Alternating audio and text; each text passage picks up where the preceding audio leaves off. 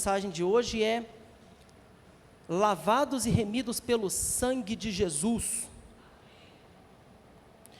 Êxodo capítulo 11, do 4 ao 6, a versão que eu coloquei foi Almeida Corrigida e Fiel, tá bom, pessoal da mesinha em cima? Êxodo 11, do 4 ao 6.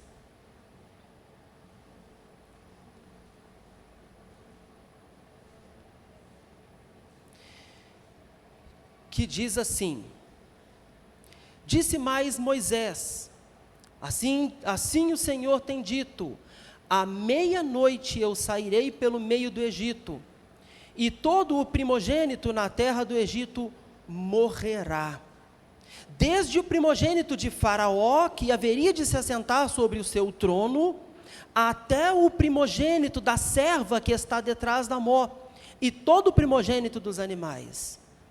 E haverá grande clamor em toda a terra do Egito, como nunca houve semelhante, e nunca haverá. Também Êxodo, capítulo 12, no versículo 23, que diz assim: porque o Senhor passará para ferir aos egípcios, porém quando vir o sangue na verga das portas, em ambas as ombreiras, o Senhor passará aquela porta, e não deixará o destruidor entrar em vossas casas para vos ferir. Por enquanto, só até aqui, pode manter a sua Bíblia aberta ou ligada.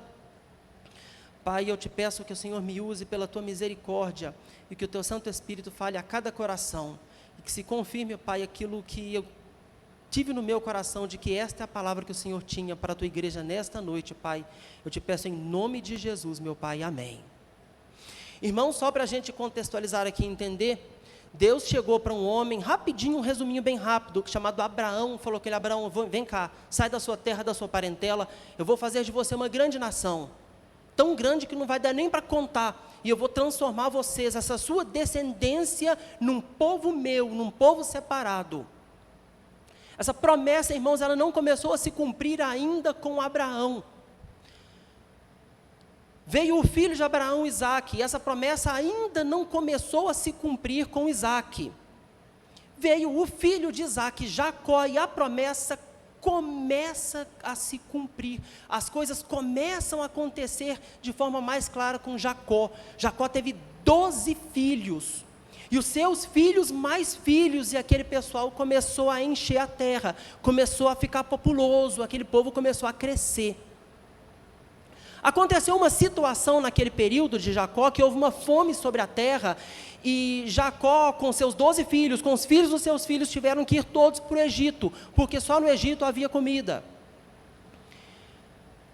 E lá o faraó recebeu muito bem a família de Jacó, eles ficaram. Porém, quando aquele faraó morreu e o seu sucessor assumiu o trono, o segundo faraó não conhecia Jacó, nem os seus filhos, nem seus descendentes, e submeteu aquele povo à escravidão no Egito. O povo foi escravizado no Egito, e eles cresceram, se multiplicaram e ficaram numerosos, e bem numerosos, porém submetidos à escravidão no Egito. A primeira parte da promessa já começava a se cumprir, o povo cresceu e ficou numeroso, mas ainda não tinha uma nacionalidade, e ainda não era instituído como povo de Deus, ainda não. Anos depois, Deus retoma o cumprimento da promessa dele para tirar aquele povo do Egito, para arrancar aquele povo da servidão, irmãos, e Faraó e os egípcios pegavam pesados com o povo de Israel, com os hebreus, os israelitas, pegava pesado. Êxodo 1, 13 e 14, vai falar assim: e os egípcios faziam servir os filhos de Israel com dureza, assim lhe fizeram amargar a vida com dura servidão, em barro e em tijolos, e em todo o trabalho no campo, com todo o seu serviço em que lhes obrigavam com dureza. Irmãos, o povo de Israel, eles eram submetidos a trabalhos pesados, eles foram escravizados e com dureza. Aí, neste momento, foi exatamente aqui que Deus levanta Moisés para liderar aquele povo na libertação que Deus daria a eles. E Deus chega para Moisés e fala assim: Moisés, vai lá, fala com o faraó, que o Senhor Deus mandou que Faraó libertasse o meu povo do Egito para que me sirva. Fala com o Faraó que é para libertar o meu povo, que eles vão caminhar 3 dias no deserto, eles vão me adorar. Então a ordem foi essa: vai, fala com o Faraó que é para eles libertarem o meu povo. Isso, irmãos, está escrito lá em Êxodo, no capítulo 5, no versículo 1. E depois foram Moisés e Arão e disseram a Faraó: assim diz o Senhor Deus de Israel, deixa ir meu povo para que me celebre uma festa no deserto. Então Moisés fez direitinho do jeito que Deus mandou que ele fizesse. Foi lá para Faraó e falou assim: Faraó, não sou eu que estou dizendo, não são minhas palavras, assim diz o Senhor, deixa ir o meu povo para que me celebre uma festa no deserto. Porém, no versículo 2, olha a resposta de Faraó. Mas Faraó disse: quem é o Senhor cuja voz eu ouvirei para deixar ir Israel? Não conheço o Senhor, nem tampouco deixarei ir Israel. De uma forma bem atrevida, mas bem atrevida mesmo, Faraó: quem é o Senhor para que eu deixe ir Israel? Não conheço o Senhor e nem tampouco vou deixar ir Israel. E o que Deus faz? Com minhas palavras, tá, irmãos? Não procure essas palavras na Bíblia, porque não vai ter. Com as minhas palavras, o que Deus fala assim: ah, então é mesmo? Então não vai deixar Israel ir porque você não me conhece? Tudo bem, não seja por isso. Eu me faço ser conhecido no Egito, já que é esse o problema.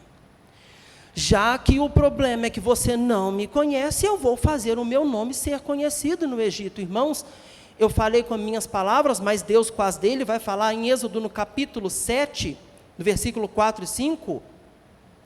Deus falando: Faraó, pois, não vos ouvirá, e eu porei a minha mão sobre o Egito, e tirarei meus exércitos, meu povo, os filhos de Israel da terra do Egito, com grandes juízos. Então os egípcios saberão que eu sou o Senhor. Então os egípcios saberão que eu sou o Senhor. Aí o texto continua: quando estender a minha mão sobre o Egito e tirar os filhos de Israel do meio deles.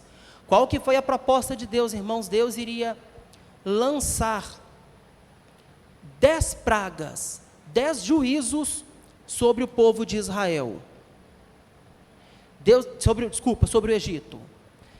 10 juízos sobre o Egito Deus iria lançar. Deus iria castigar o Egito com 10 pragas, 10 juízos, e aí Deus se tornaria conhecido. O nome de Deus se tornaria conhecido aos egípcios e a Faraó.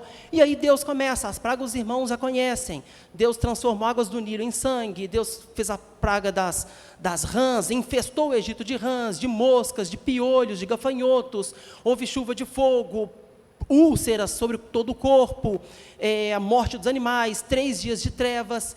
E a última e a pior de todas as pragas que Deus iria lançar, que foi a morte dos primogênitos, a morte do filho mais velho, seria a pior de todas as pragas. Todas as pragas, irmãos, as 9 primeiras tinham como objetivo tornar o nome de Deus conhecido no Egito. Faraó, que não sabia quem era o Senhor, iria ficar sabendo quem era através das 9 primeiras pragas, mas a 10ª praga, irmãos, o 10º juízo, ele iria além. Além de tornar o nome do Senhor conhecido no Egito, Deus iria tornar conhecida a sua salvação à humanidade. A humanidade estaria ali tendo uma ideia ou sendo preparada para a salvação que Deus preparou para a humanidade, que até então estava perdida e em trevas. O que seria essa 10ª praga, então, irmãos? Nela, na verdade, foi celebrada, junto com essa 10ª praga, o 10º juízo, a primeira celebração da Páscoa. Ali, naquela noite, irmãos, no Egito, aconteceria a primeira celebração da Páscoa. E o que seria, então? Deus primeiro estabeleceu que aquele mês seria o primeiro mês do povo de Israel.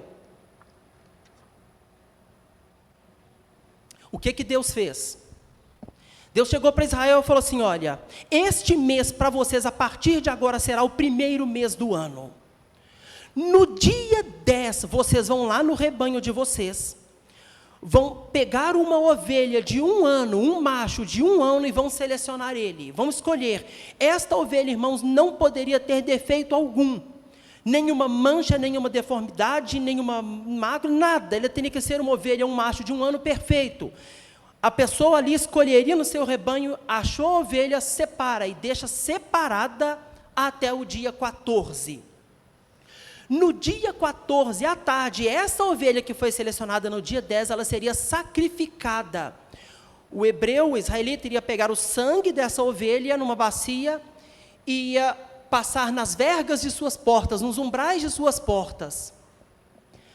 À meia-noite viria o juízo de Deus sobre a terra do Egito. Um anjo da morte, nesse texto que lemos, iria descer sobre a terra do Egito, iria passear por lá, iria entrar em todas as casas, iria matar todos os filhos primogênitos de todas as casas do Egito. Quem aqui é o filho mais velho da casa? Então, já deu para você sentir o drama que seria pelo menos para você naquela noite. Mas não só para você, porque por mais que eu não seja, eu tenho na minha casa um. Não haveria naquela noite, até então, casa que não houvesse juízo, casa em que não chegasse o castigo de Deus. O anjo da morte iria descer sobre a terra do Egito, entrar por aquela casa, ferir o filho mais velho, o filho primogênito, ferir de morte. Porém, Deus, ele ofereceu a sua salvação, e como que Deus fez? Deus pediu para que os hebreus marcassem as portas das suas casas, as vergas, as portas, com o sangue do cordeiro. E ali, quando o anjo da morte descesse, se ele chegasse e olhasse, visse nos umbrais das portas, nas vergas das portas, a marca do sangue do cordeiro, ali ele não entraria, irmãos, e aquela casa estaria salva do juízo de Deus. Ali não haveria castigo, não haveria morte, não haveria juízo. Pelo sangue do cordeiro que os israelitas passaram nas suas portas. Porém, se o anjo da morte estivesse passando, chegasse e não visse a marca do sangue do cordeiro, ali ele entraria e haveria juízo de Deus. Essa, irmãos, eles pegariam, os israelitas, a ovelha que eles sacrificaram, eles levariam para dentro de sua casa. Ali eles iriam assar o cordeiro inteiro. Eles iriam passar a noite inteira comendo esse cordeiro, não poderia quebrar nenhum osso dele, e eles teriam que comer o cordeiro inteiro durante aquela noite, com pães asmos e ervas amargas. Nada poderia ficar no dia seguinte. Se ficasse, eles teriam que queimar toda a sobra, sem quebrar nenhum osso. Se fosse muito para uma única família, os israelitas deveriam chamar uma próxima família para celebrar com ele, para ceiar com eles naquela noite. Essa, irmãos, foi a celebração da primeira Páscoa, que Deus estava preparando e anunciando e apontando para Jesus, que um dia viria para nos salvar. E como foi, irmãos, esse anúncio da salvação que Deus preparou para nós? Que mensagem esse sacrifício desse cordeiro nos traria, nos preparando, ou preparando a humanidade para Jesus? Da mesma forma, irmãos, como acontecia, de que o israelita naquele dia deveria ir até o campo e selecionar e escolher uma ovelha. Então a primeira coisa que aconteceria naquela noite seria ele procurar e falar assim: encontrei, está aqui. Esta é a ovelha, este é o cordeiro que será sacrificado. Esta era a primeira coisa, irmãos, que aconteceria no dia 10 daquele mês. Jesus, quando ele nasceu, ele ficou praticamente até os 30 anos de idade no anonimato. A Bíblia registra, relata pouco do seu nascimento, há um registro, há um relato a respeito disso, em Mateus e em Lucas. E Lucas registra também, se não me falha a memória, Lucas, aos 12 anos de idade, há um acontecimento a respeito de Jesus também, uma curta narrativa a respeito de Jesus, mas Jesus, ele se manifesta mesmo, para iniciar o seu ministério mesmo. Ele surge para começar o seu trabalho mesmo, aos 30 anos de idade. E quando ele surge, irmãos, a primeira coisa que é dita a ele, quando ele ainda estava indo batizar, está escrito lá em João, capítulo 1, versículo 29. No dia seguinte, João viu a Jesus, que vinha para ele, e disse: eis o Cordeiro de Deus, que tira o pecado do mundo. Irmãos, da mesma forma como lá no Egito, a primeira coisa a se fazer é pegar o cordeiro e ali escolher e anunciar, está aqui, este é o cordeiro que será sacrificado. Da mesma forma com Jesus aconteceu, quando ele se manifesta, João Batista olha para ele e fala para toda a multidão: este é o Cordeiro de Deus que tira o pecado do mundo. O cordeiro já foi anunciado. Aquilo que havia sido preparado para aquele povo, aquilo que aquele povo preparava como uma celebração festiva, estava se cumprindo naquele momento. Jesus Cristo, o Cordeiro de Deus, já foi anunciado e ele estava lá. Porém, o cordeiro não seria sacrificado no primeiro dia, logo ao dia 10. O israelita não ia pegar o cordeiro, no dia 10 escolher um cordeiro perfeito, ótimo, está aqui, vamos sacrificar e vamos colocar o sangue esperando o dia 14. O cordeiro ficaria 3 dias, pelo menos, em observação por a pessoa que o selecionou. E no 4º dia ele seria sacrificado. Irmãos, dava tempo de sobra para a pessoa saber se o cordeiro tinha defeito ou não. Ele tinha pelo menos 3 dias para isso, para observar aquele cordeiro e ter certeza de que nenhuma falha, nenhuma mancha, nenhum defeito havia naquele animal. Não tinha a menor chance dele pegar e chegar e falar: pensando bem, eu vi que ele não era tão perfeito assim. Não tinha a menor condição disso, irmãos. Tempo para isso ele tinha. Jesus, logo após João Batista tê-lo anunciado, Jesus não pegou e logo em seguida foi para a cruz do Calvário. Ele ficou pelo menos 3 anos, aproximadamente 3 anos e meio aqui, e foi observado, irmãos, e foi observado por todos. Por onde passava, os olhos estavam em Jesus. Irmãos, e deu tempo de sobra para testemunhar de que nele não havia pecado. Nele não havia pecado. Você e eu não precisamos ter dúvida alguma de que ali um inocente foi morto em nosso lugar. Não há dúvida disso.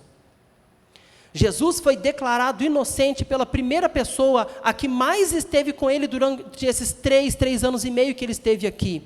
O apóstolo Pedro declara e ele afirma que Jesus Cristo era inocente, era justo e de que nele não havia pecado. Nós lemos isso lá em 1 Pedro 2, 21 e 23, que diz assim: porque para isso sois chamados, pois também Cristo padeceu por nós, deixando-nos os exemplos, para que sigais as suas pisadas, o qual não cometeu pecado, nem na sua boca se achou engano, o qual quando o injuriavam, não injuriava, quando padecia, não ameaçava, mas entregava-se àquele que julgava justamente. Nele não havia pecado. Isso foi testemunhado por a pessoa que ficou do lado dele durante todo o seu ministério. Jesus foi julgado e condenado à morte, e as 2 pessoas que julgaram a causa de Jesus o declararam como inocente.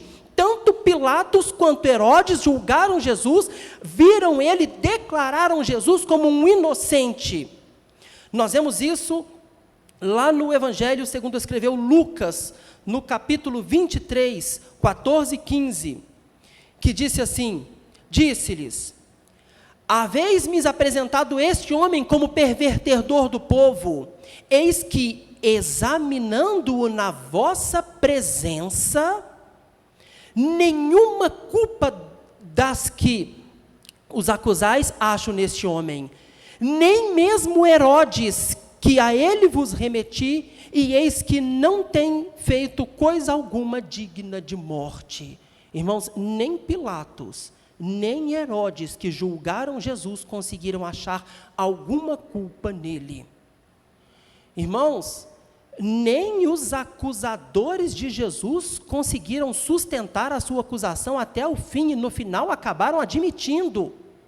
Jesus foi declarado inocente por Pilatos, por Herodes e pelo povo que o acusava. Nós vemos isso lá em Mateus 27, 24 e 25, quando Pilatos fala: então Pilatos, vendo que nada aproveitava, antes o tumulto crescia, tomando água, lavou as mãos diante da multidão, dizendo: estou inocente do sangue deste justo. Estou inocente do sangue deste justo. Pilatos declara Jesus como sendo justo, que vai além de ser inocente.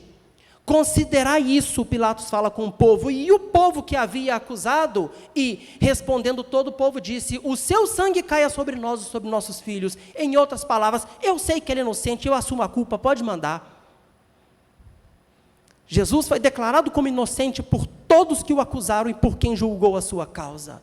Irmãos, você e eu não precisamos ter dúvida alguma, ali um inocente estava sendo morto. Nele não havia pecado algum, nele não havia defeito algum. Jesus era santo, puro e justo e inocente, nele não havia pecado. Da mesma forma como aquela ovelha, a ovelha perfeita, que não havia defeitos, estaria morrendo no lugar daquela pessoa, Jesus Cristo, o Filho de Deus, em que nele não havia pecado, estaria morrendo em nosso lugar. Irmãos, naquela noite, lá no Egito, a morte aconteceu, ela não deixou de acontecer. Quando o anjo da morte chegou naquela casa e via a marca do sangue do cordeiro, ele não entrava, mas não deixou de haver morte. Houve morte, mas o cordeiro morreu no lugar daquela pessoa que deveria estar, que estaria lá dentro, que morreria. Mas a morte aconteceu. Amém, irmãos? Fala assim: houve livramento e não teve morte naquela noite. Teve morte. O cordeiro morreu no lugar daquela pessoa. Nós não morremos, irmãos, mas uma pessoa morreu em nosso lugar, que foi Jesus Cristo. Fomos salvos da morte, mas Ele assumiu a nossa dor, Ele assumiu a morte, foi substitutiva. Para que houvesse salvação, alguém teria que morrer. Lá no Egito morreu um cordeiro, mas para que nós estivéssemos aqui e tivéssemos vida, Jesus morreu em nosso lugar. E a Páscoa, ela preparava para isso. Ela apontava para uma pessoa que não tivesse pecados, que fosse pura, que fosse santa, que fosse justa, morrendo em nosso lugar, morrendo por mim, pecador, morrendo por você, pecador que está, morrendo por nós. Mas uma pessoa teve que morrer, e morreu em nosso lugar. E isso, irmãos, em Isaías 53, no capítulo 53, no versículo 4 e 7,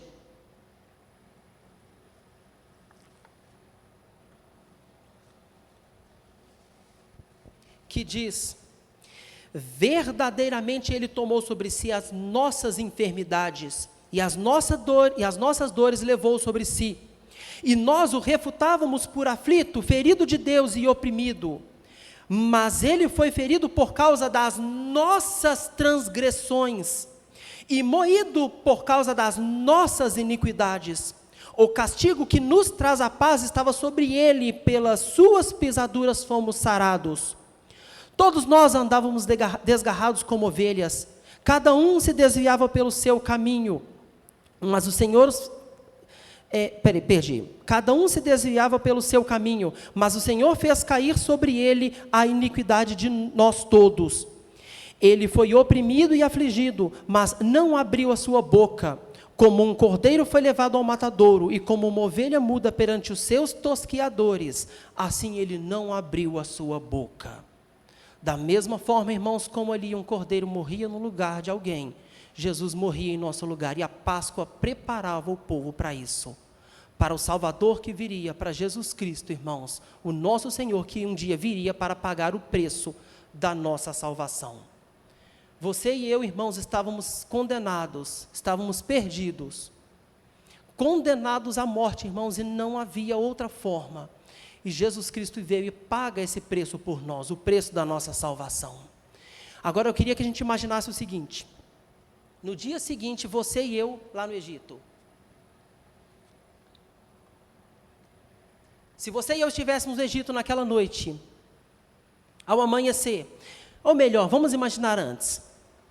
Imagine se o anjo da morte, uma situação que eu queria propor com os irmãos. Imagine se estivesse no Egito e o anjo da morte chegasse numa casa. Lá dentro estivesse uma pessoa que talvez não fosse tão boa assim. Uma pessoa que talvez não fosse tão correta assim. Irmãos, uma pessoa que fosse aquela que falhasse e as pessoas olhassem e falassem assim: olha, esse cara assim, ele realmente não é tão bom assim, ele não é tão certinho assim.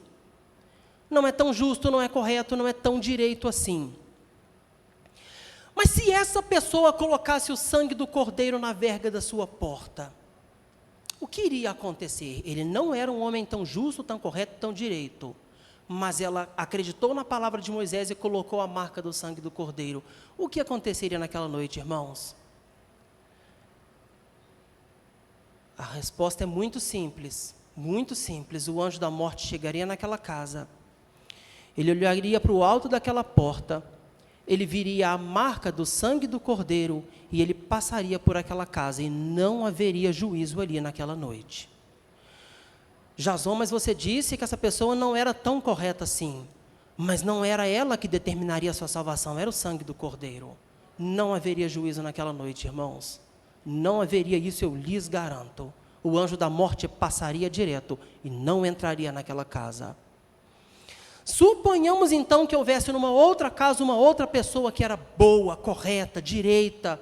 Sabe aquela pessoa que se deve paga, que se pega emprestado devolve, que não defrauda nada a ninguém, que não fala mal de ninguém, que é correta, é boa, de boa reputação, de boa fama, que age correto com o seu próximo. Aquela pessoa que todo mundo olha e fala assim: nu, aquele é um cara bacana. Mas suponhamos que ele fala assim: não, eu não vejo necessidade de colocar o sangue do cordeiro na verga da minha porta, eu não vejo necessidade, eu não acho necessário. Aí a pergunta: o que aconteceria naquela noite? E a resposta é simples do mesmo jeito, irmãos. O anjo da morte chegaria à meia-noite naquela casa, ele olharia para a verga daquela porta e não viria a marca do sangue do cordeiro. Ele entraria naquela casa e ali haveria juízo naquela noite.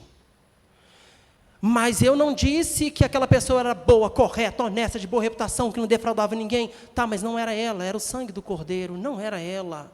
Era o sangue do cordeiro que traria a salvação.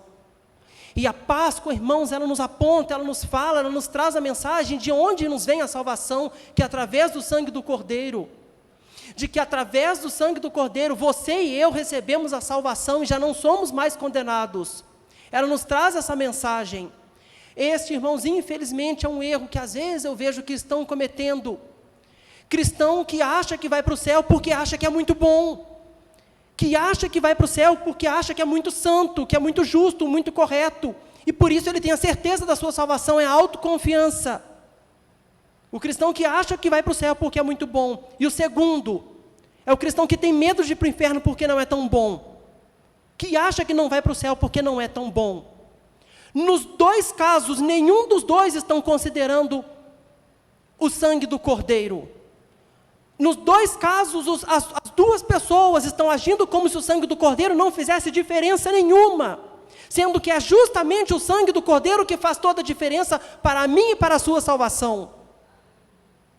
Ali no Egito, naquela noite, foi o sangue do cordeiro que o anjo da morte iria ver. Hoje é da mesma forma, é o sangue do cordeiro, mas a pessoa insiste em achar que ela vai ser justa, em que ela, pela sua justiça, vai conquistar a sua ótima salvação. É a pergunta que mais fazia no Novo Testamento para Jesus: o que devo fazer para herdar a vida eterna? Sendo que não há nada que possamos fazer para herdar a vida eterna, irmãos, nós somos salvos pela graça. Foi pelo sangue do cordeiro. Irmãos, eu não tenho dúvida de como vai ser. Eu não sei ao certo de detalhes, isso eu não sei, eu não posso falar como que será de detalhes, mas de uma coisa eu tenho certeza. Quando eu chegar no céu, quando o meu dia chegar, seja arrebatado, eu não sei exatamente, se acontecer de eu não ser arrebatado, de Jesus não voltar e eu morrer, chegar o meu dia e Deus me levar, eu não sei, mas quando eu chegar no céu, de uma coisa eu tenho certeza, e isso, irmãos, disso eu tenho certeza, verão em mim a marca do sangue do Cordeiro, e isso vai fazer com que eu entre por aquelas portas. Isso vale para toda a humanidade, não é quem eu fui, não é quem você é, o que Jesus fez e o que verão em nós. Em Apocalipse, vai falar em Apocalipse, se não me falha a memória, 7, 14 e 12 também, que vai falar que ele viu uma multidão. Eu acho que eu anotei isso aqui. Apocalipse 12, 11. Você consegue colocar para a gente no telão? Apocalipse 12, 11. E eles venceram pelo sangue do Cordeiro e pela palavra do testemunho. E não amaram as suas vidas até a morte. Não era esse. Deixa eu ver se eu anotei certo. 7,14, Apocalipse 7,14, por favor. E eu disse-lhes, o Senhor, tu sabes, e disseram, estes são os que vieram da grande tribulação. Continua. E lavaram as suas vestes e as branquearam no sangue do Cordeiro. Não tem outro jeito de lavar as suas vestes que não seja no sangue do Cordeiro. Lá no céu, irmão, você não precisa ter dúvida. Você pode ter sido a pessoa boa que foi, você não precisa ter dúvida. O que vai ser visto quando olharem para você eu estou vendo a marca do sangue do Cordeiro, eu estou, então, eu não quero nem saber que justiça que vai ser imputada ou não, você pode entrar, você foi lavada pelo sangue do Cordeiro, você entra, e você que fala assim, Jason, olha, eu reconheço que eu sou uma pessoa falha, irmão, mas quem não é? Eu sou uma pessoa imperfeita e quem não é? Estamos caminhando para alcançar a perfeição e vamos caminhar a vida inteira, e todos vamos, mas irmãos, quem não é? Mas lá você que não é o tão bom assim, quando chegar lá, se encontrarem em você a marca do sangue do Cordeiro, meu irmão, você vai entrar, eu vou entrar. Tudo se trata do sangue de Jesus e não de nós mesmos. Irmãos, que essa autoconfiança, que não faça parte da nossa meta de salvação, que no nosso plano de ser salvo esteja o sangue de Jesus e não quem exatamente eu sou, mas o que Jesus fez por mim e por você. Que veja em nós a marca do sangue de Jesus, amém? Naquela noite o povo saiu do Egito, deixando o Egito, agora vamos para a manhã seguinte. Imaginem só, irmãos, eles saindo já do Egito, amanhecendo o dia, Faraó já falou assim, olha, vai embora, porque tinha perdido o filho dele, houve juízo na casa de Faraó, e Faraó falou assim, olha, vai embora, leva tudo que vocês têm, pega tudo que tem e vai embora do Egito, e o povo indo. Irmãos, havia dúvida ali quanto à salvação daquele povo? Alguém ali estaria com dúvida de que foi liberto do Egito, da escravidão do Egito? O povo recebendo a ordem de Faraó, vai embora, o povo saindo, irmãos, não haveria dúvida alguma. Irmãos, não haveria dúvida alguma de que houve salvação naquele lugar. Eu imagino aquele povo indo embora e saindo do Egito numa alegria, numa vitória, irmãos, numa satisfação, finalmente livres, e eles que viviam oprimidos e castigados com dura servidão lá no Egito, de repente sendo libertos. Irmãos, eu imagino uma alegria naquela manhã, uma felicidade, porque chegou a salvação pelo sangue do Cordeiro. Jesus Cristo pagou o preço da nossa salvação, Ele foi para a cruz, Ele se entregou na cruz, Ele morreu por mim e por você, e ali Ele pagou o preço da nossa salvação. Como estava escrito em Isaías, o castigo que nos traz a paz está sobre Ele, pelas suas pisaduras somos sarados. Logo após a morte de Jesus, parece que o pessoal esqueceu da promessa dele de que ele iria ressuscitar ao terceiro dia, porque não se viu essa alegria logo pela manhã em Israel após a morte de Jesus. como se certamente houve no Egito, irmãos. Jesus falou por várias vezes e por diversas vezes que ele iria ressuscitar ao terceiro dia. E ele falou isso abertamente: eu vou morrer, mas eu vou ressuscitar ao terceiro dia. Os discípulos de Jesus sabiam disso. Eu vou morrer, mas ao terceiro dia eu vou ressuscitar. Mas parece que todo mundo esqueceu da promessa de Jesus, porque no sábado foi uma tristeza só. Aliás, nem todo mundo esqueceu. Por incrível que pareça, teve um grupinho, abrindo um parênteses aqui rapidinho na pregação, teve um grupinho que lembrou de que Jesus ia ressuscitar. Um grupinho. Aqueles que acusaram Jesus de morte e queriam que Jesus morresse e não queriam que ressuscitasse, esse se lembrou de que Jesus havia prometido. Eles falaram: Jesus já está morto, já foi crucificado, já está no túmulo dele. Ele falou que ia ressuscitar ao terceiro dia. Vamos garantir que isso não aconteça. Foram os únicos que se lembraram que Jesus havia dito de que iria ressuscitar ao terceiro dia. Irmãos, uma liçãozinha aí, para a gente ficar um pouco mais vigilante, não esquecer das promessas que Deus tem para a gente, sabendo principalmente que o inimigo não esquece. Ele está lembrando e vai fazer de tudo para que não se cumpra. E a gente dormindo no ponto e esquecendo, porque Jesus prometeu que iria ressuscitar. Quem lembrou? Aqueles que não queriam que Jesus ressuscitasse. Voltando. Aparentemente, havia uma derrota naquele momento, após Jesus ser crucificado. Havia, então, aparentemente uma derrota. Jesus, aparentemente, havia perdido. E a tristeza, certamente, irmãos, tomou conta de todos ali. Os discípulos ficaram sem chão. As mulheres que ajudaram Jesus ficaram sem chão. O povo de Israel, todos ali ficaram, aqueles que tinham esperança em Jesus, ficaram sem chão. Isso, a morte aconteceu na sexta-feira à tarde. O sábado eles tiveram de parar tudo, porque era o dia de descanso, era a lei, eles não podiam fazer nada. Improvisaram no sábado à tarde, lá rapidamente, um jeito de colocar Jesus na tumba, porque se anoitecesse, eles já não podiam fazer nenhum trabalho mais, então eles se apressaram em fazer tudo o que podiam fazer, do jeito que dava, e colocaram Jesus lá rápido, sem muito critério, foi do jeito que dava, o tempo era pouco. Aí chegou o sábado, eles tinham que descansar no sábado, conforme era a lei, e no domingo de manhã eles foram meio que para continuar aquilo que eles começaram na sexta-feira à tarde, e pararam por causa do sábado. E quando eles chegaram lá, o nosso Senhor Jesus Cristo ressuscitou. E aconteceu, irmãos, naquele momento, o dia mais feliz da história da humanidade. Se o sábado foi triste, irmãos, a alegria do domingo superou de longe a tristeza do sábado, em que o nosso Senhor Jesus Cristo ressuscitou. E agora, irmãos, não há dúvida nenhuma de que você e eu recebemos a vitória, já que era essa a dúvida. Se Jesus tivesse morrido e não tivesse ressuscitado, como que saberíamos, você e eu, que realmente obtivemos a vitória? Como que saberíamos que a vitória está lá, que o preço foi pago e que recebemos a salvação? Como que nós saberíamos se ele não tivesse ressuscitado?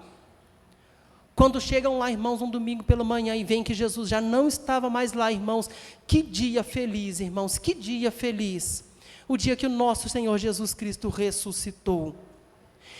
E Jesus Cristo provou que o sacrifício dele foi aceito por Deus. Disso você e eu não precisamos ter dúvida. O preço foi pago. Já não há mais condenação para aqueles que estão em Cristo Jesus. Voltando para o homem bom e para o homem mau.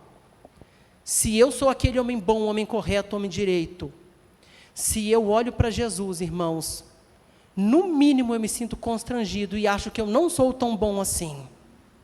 No mínimo. É a pessoa que se acha boa, é porque não está olhando para o sangue de Jesus, não está olhando. Se estivesse olhando, não se consideraria tão bom. E a pessoa que sabe que não é tão boa e por isso que não vai, também não está olhando para o sangue de Jesus, porque se estivesse olhando, procuraria ou buscaria, lutaria para ser uma pessoa melhor. O nosso Senhor Jesus ressuscitou, irmãos, e Ele está vivo.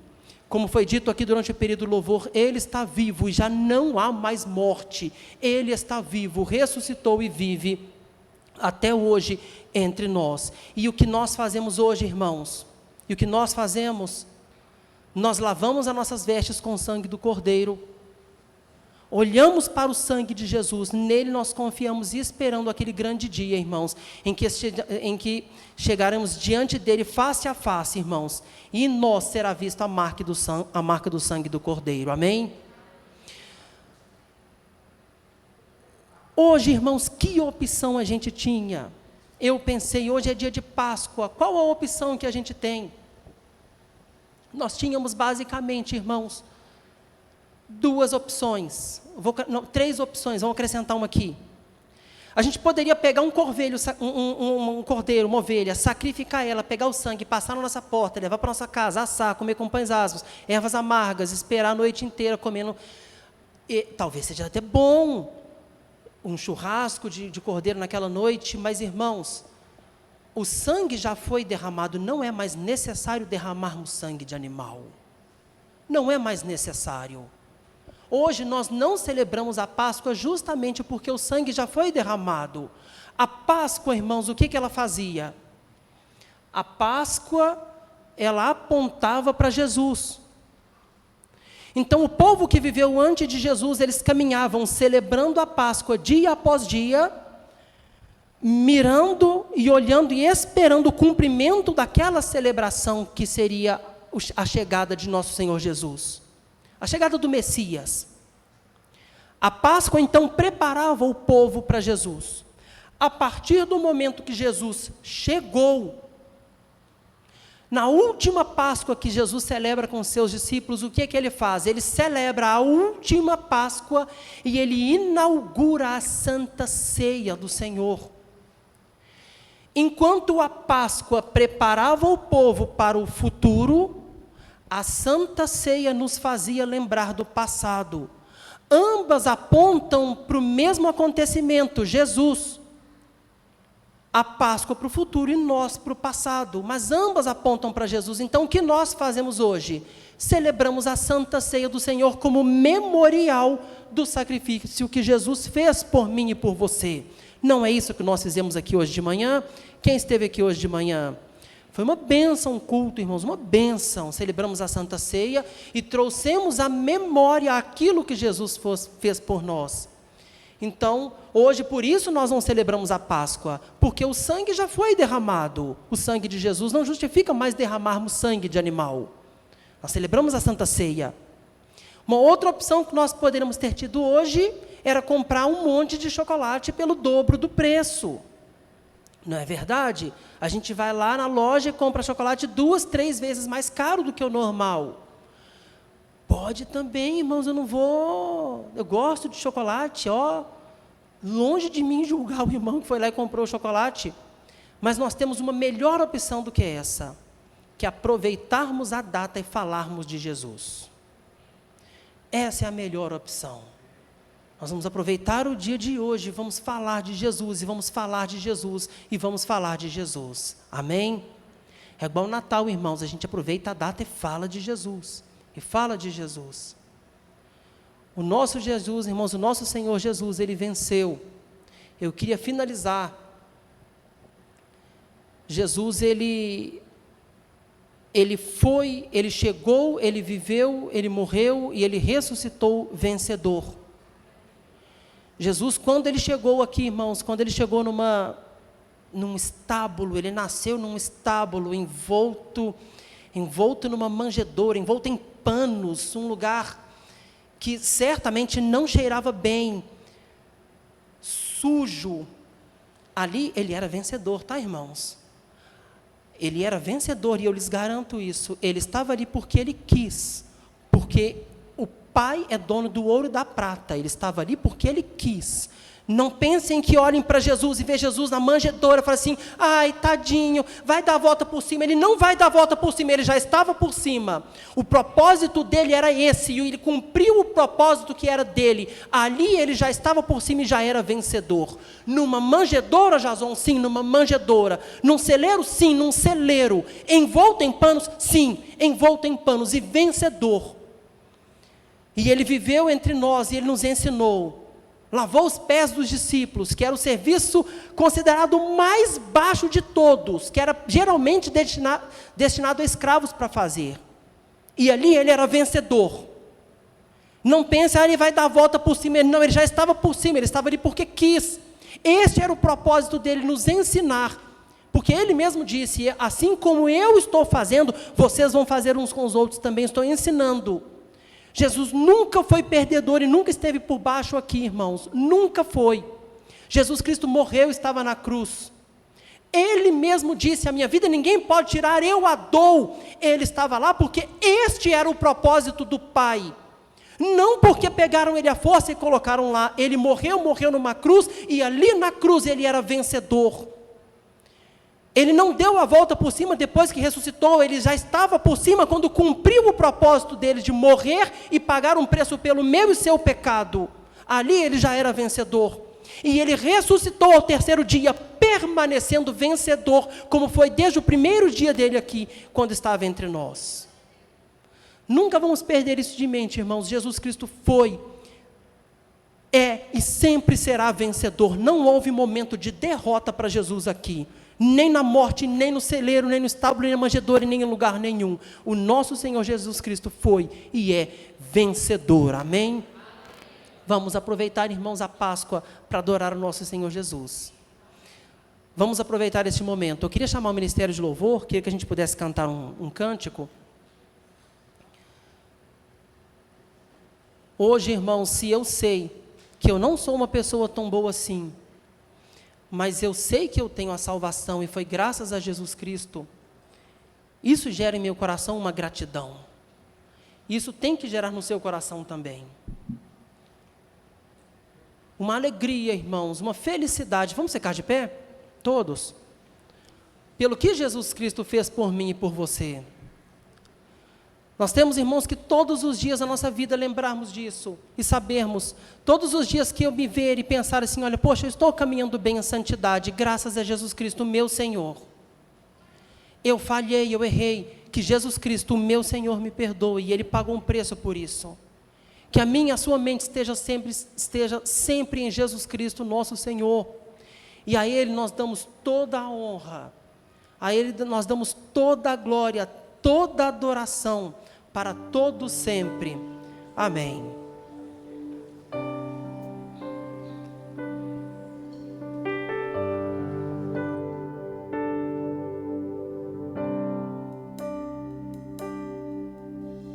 Foi o amor que pagou com sua própria vida.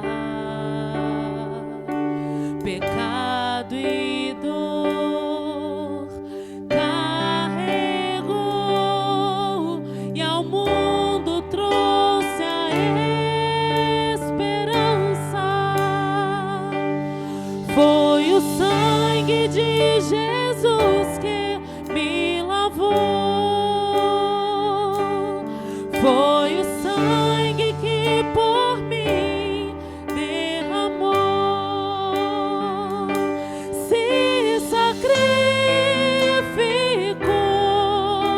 e me salvou. Foi o sangue que me fez um vencedor.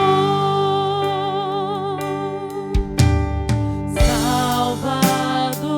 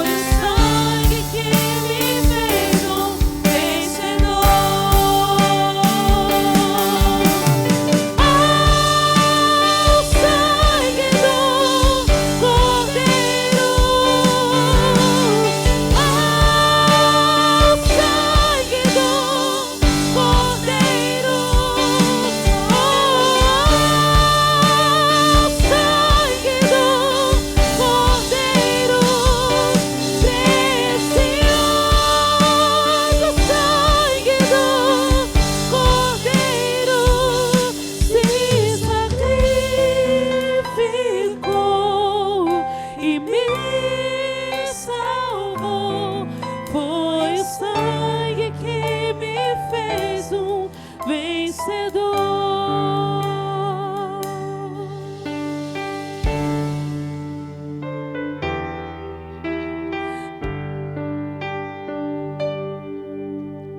Não, não há maior amor, maravilhosa graça. Eu pecador,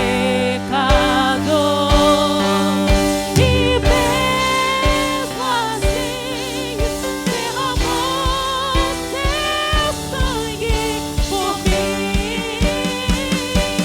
Foi o sangue de Jesus que me lavou. Foi o sangue que por mim derramou. Se sacrificou e me salvou. Foi o sangue que me fez um vencedor. Se sacrificou e me salvou. Foi o sangue que me fez um vencedor. Jesus, nós te damos graças pelo que o Senhor fez por nós. Nós te adoramos, Jesus, te damos toda honra, toda glória, toda adoração, Jesus, porque o Senhor pagou, Pai, a dívida que era minha e que nós não teríamos condição de pagar, o Senhor pagou por nós. Jesus, quando todos nós estivermos lá no céu, ó Pai, diante do Senhor, ó Pai, nós não perderemos a oportunidade de te dar o nosso muito obrigado, Jesus, de te abraçar, Jesus, dizer o quanto nós somos gratos por isso, ó Pai. Nós te adoramos, nós te amamos. Declaramos que o Senhor é o nosso Senhor, o nosso Rei, o nosso Deus, o nosso Mestre, será sempre. Nós te amamos, Jesus. Amém.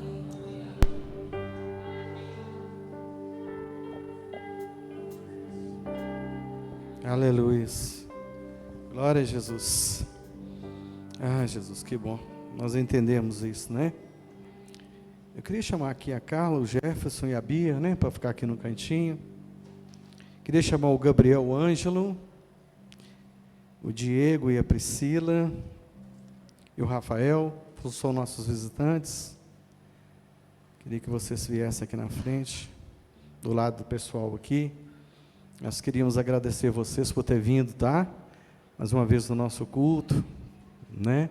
E eu queria também, irmãos, diante dessa palavra que foi falado, né, do Cordeiro que foi mudo, sofreu por mim, sofreu por você.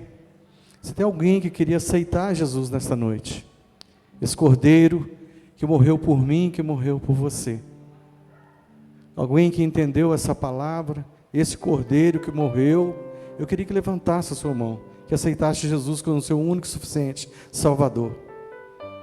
Não tem ninguém, irmãos? Essa oportunidade Jesus está te dando nessa noite. Ele foi à cruz por mim, Ele foi por você. Ele foi calado, Ele sofreu por mim e por você. Se não tem, que o Senhor te dê uma outra oportunidade em nome de Jesus. Amém? Vamos fechar nossos olhos, irmãos. Nós estamos terminando nosso culto. Estamos indo para a nossa casa. Agradecer a Deus por essa palavra tão linda, que foi maravilhosa. Foi Jesus. Anunciar a Ele todos os dias da nossa vida. Tudo que Ele fez por nós, esse sacrifício tão lindo que Ele fez por mim, fez por você. Feche seus olhos, vamos orar. Deus, muito obrigado, Deus. Nós agradecemos por tudo que tem feito nesta noite aqui, Jesus. Nós te agradecemos, Espírito Santo, pelos louvores que foram entoados. Nós te agradecemos, ó Deus, por cada oração que foi feita aqui. Nós te agradecemos, ó Deus, pela palavra do Teu Filho que trouxe nesta noite aqui, Jesus. Pai, que, como eu falei, Jesus, que ela entre no nosso coração. Nós venhamos entender, Pai, esse sacrifício tão lindo que o Senhor fez por nós. Deus, leva para nos nossa casa, Jesus. Guarda a nossa vida, Jesus. Que nós estejamos uma semana abençoada, cheia de graça, cheia de vitória. porque sabemos que o Senhor está no nosso lado, Jesus, o Senhor que tem cuidado de nós. Ah, Deus, nós te agradecemos por tudo. Eu vos abençoo em nome de Jesus. Que você esteja uma semana abençoada, para a honra e para a glória de Jesus. Aleluias. Amém, irmãos. Glória a Deus.